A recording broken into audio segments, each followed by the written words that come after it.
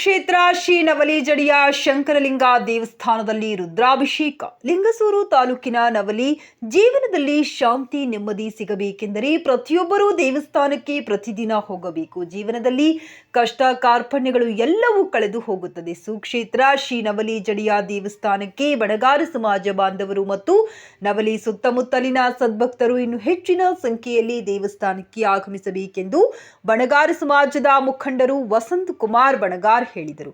ಸುಕ್ಷೇತ್ರ ಶ್ರೀ ನವಲಿಜಡಿಯ ಶಂಕರಲಿಂಗ ದೇವಸ್ಥಾನದಲ್ಲಿ